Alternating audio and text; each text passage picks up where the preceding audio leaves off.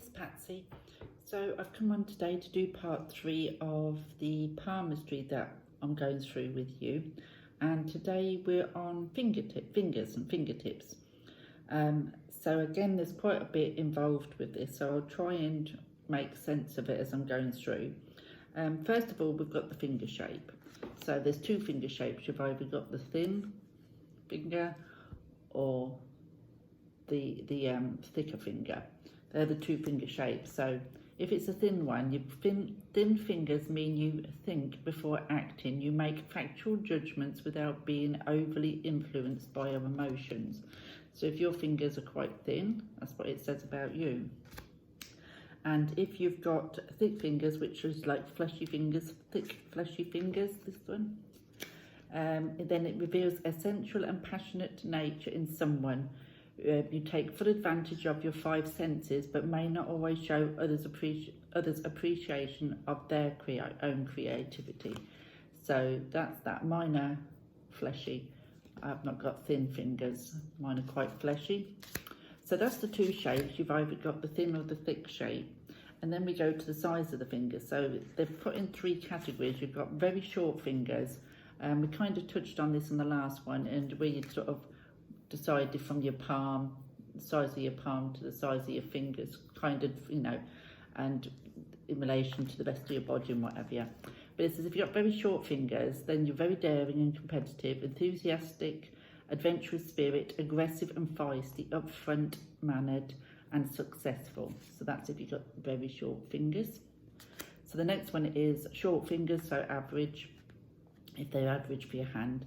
Quick decision maker, abrupt and reckless, overlooks details, understand the bigger picture, pioneering, achieve goals quickly. So that's for that one.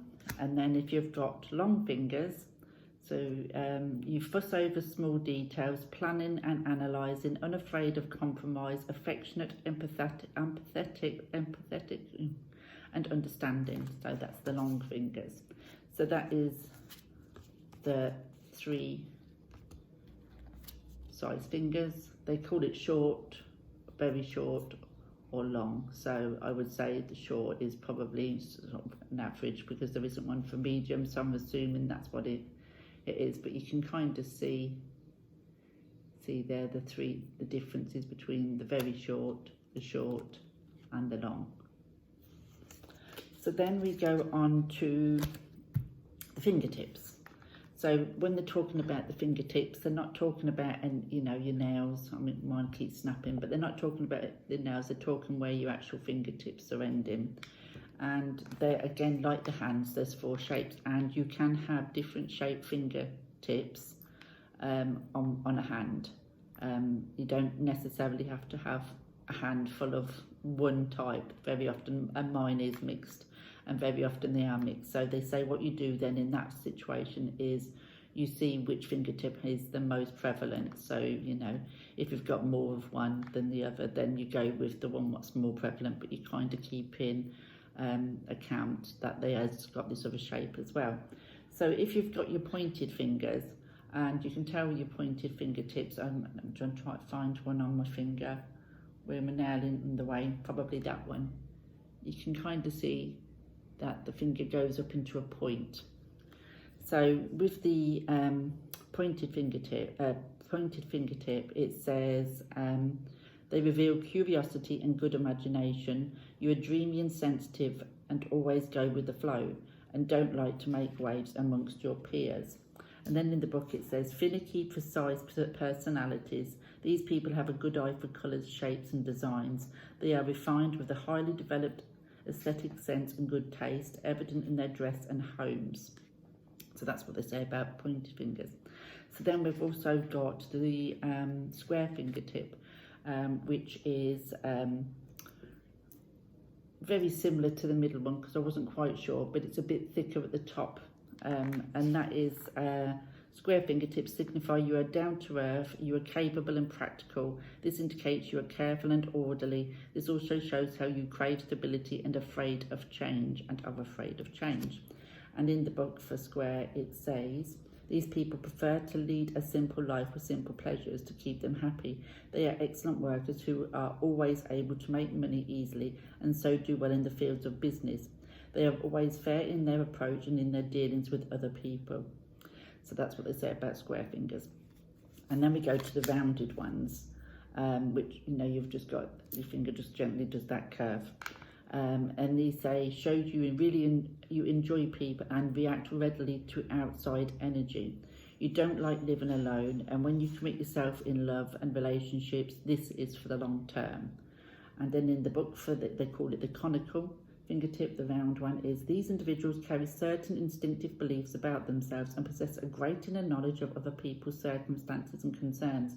They are generally wise souls with a gentle nature, always willing to lend a hand and help out. They are usually very attractive. So then we go on to a conical spatula, the spatula, because that was conical, spatula finger.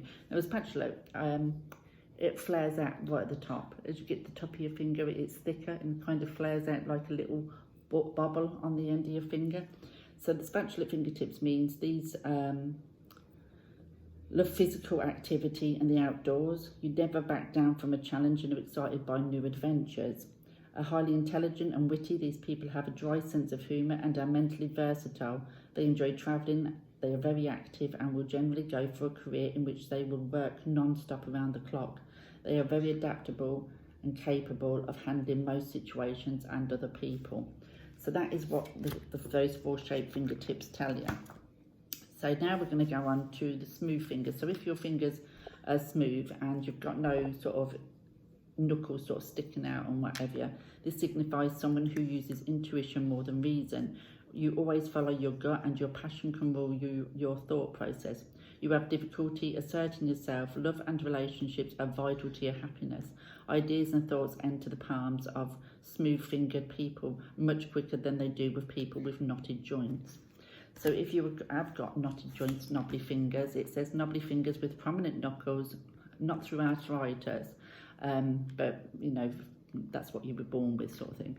This indicates strong problem-solving abilities. You're a logical thinker who takes time to carefully assess each situation. Large knuckles suggest patience. You don't like conflict and want stability. You don't express your feelings easily. Knotty joints are found frequently on the fingers of people with a philosophical hand. So then we're going to get to the gaps between the fingers. And the different finger settings. So, which one? But we'll do the finger settings first. So if you put your hand like this, I mean, if you look at it like this, but I'm trying to show you.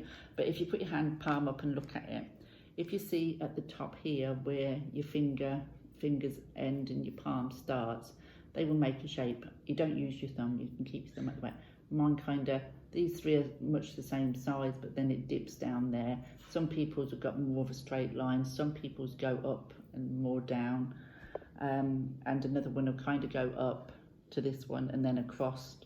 So if you need to look there. So they vary on fingers on the palm, they vary and they form a distinct shape. So fingers that go straight across, so if you had a line, your fingers went straight across, made a line that went straight across. This person is self-confident and plenty of drive. They can be pushy and feel that whatever they do must be automatically right. So they're one of those people who are always right. Now, if, like mine, you kind of go up and then across, that's what mine is. This is fingers set straight across and then the little finger, you drop down at the little finger. This is what I've got. When only the little finger is low set, it's an indication of someone who lacks self-confidence. So if that's how your finger goes, then it may be that you lack self-confidence, and that is something that I do. Now, if your fingers kind of reach a pitch, so it sort of goes up and then down, then this person is a grudge against other people and an inferiority complex. They lack trust in others and self-confidence in themselves. So that is what they say about, where your fingers and your palms meet. And so now we'll go on to the space in between the fingers, the gaps between the fingers. Again, you hold your hand out, look at it like that. Mine are more or less together. There's only like slight gaps there. And even my thumb is quite tight against there. So this will often incline into one of several patterns, and it is worth observing this natural spacing of the fingers for an additional character inside. So if your fingers are held tight together, which mine is classed as being tight together, these help people who are very reserved. They're reserved individuals. So if your fingers, I'm trying to get this right, if the fingers divide like that when they're naturally, I'm trying to hold that together. If you've got a gap there, natural gap, then it says people who have these hands are resourceful and work well by themselves, and they are generally loners in life. So now if your fingers are all apart like that naturally, then these are the fingers of someone who is extrovert, vivacious and alert to life's opportunities. So that's what it says about that. Fingers of a form are pacifiers. So if your fingers sort of do that, naturally go like that, this indicates someone who enjoys security in the company of others. They love domestic peace and harmony. So then if your first finger is set aside, so if this finger, again like that, then it says that this person is intellectually independent. If the little finger is set to one side, mine is a little bit sort of set to one side. This person has a need for physical independence and personal freedom. So then we go over the page and it says the settings of the thumb. So the thumb is, if you like, the leader of the hand. Okay, so it covers the finger tightly when we clench our fists. So again, if you do this, if you've got a real wide gap, the wider the opening of the thumb, its placement, the more open and trust in the individual. So if you're holding your hands together, mine's quite closed there, but if your thumb is really open, then you are open and trusting. And the hand that's placed close together indicates introverted and character. So that's what it says about the thumbs. I think there is a bit more going into the thumbs and that a bit later on, but that's quite a lot of in-depth because it goes into all the planets and that. So we'll keep that for another time. But on this card here from me, it says, a noticeable gap between the first and second fingers reveals you are confident with good self-esteem. A larger gap between the second and third fingers is a sign of someone who lives for the moment, but this gap is very rare. When all the fingers are held together, this means you are cautious and reserved.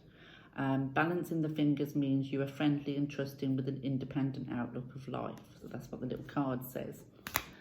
So we then go on to the fingernails. The ends of the fingers have more nerve endings than any other part of the body. Fingernails provide protection for the sensitive area and often respond to changes in physical health. Fingernail ridges can form if there is something unusual going on. They come in all shapes and sizes, remaining the same from birth. Therefore, these act as an indicator to personality. So if you've got, excuse me, small fingernails, you act on impulse, push yourself too far, burn the candle at both ends, quick-tempered, active, fast-paced mind. Now, if your nails are naturally like medium, you're a believer of hard work, enjoy a challenge, stubborn, successful and confident, strong and central, and yearn for commitment. So then we go to the large fingernails, and mine are usually nailed unless they keep snapping. Now it says you act on impulse, you push yourself too far, burn the candle at both ends, quick-tempered, active and fast-paced mind. Now we go on to the shape. So we've got the almond shape. I don't know if you can see that. It's at the top there, the shape. They're quite pointed, the fingernails.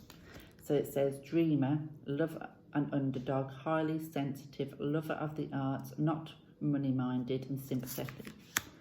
Now, if you've got oval, there doesn't seem to be much difference between the oval, except that it's more with the ridges of the thing here is more rounded and makes more of an oval shape, whereas the almond one doesn't. So this is more of a rounded shape on your hand. Socially minded, take things in your stride, never impulse or angry, struggle to assert yourself, acutely aware of others, avoid confrontation. Now if you've got wide fingernails, I'll try to show you that, wide fingernails like that, then it says argumentative and stubborn, don't take well to criticism, prefer your own way, prefer security and stability, lover of routine and practical. So then we go, if you're, it talks about the ridges on your fingernails.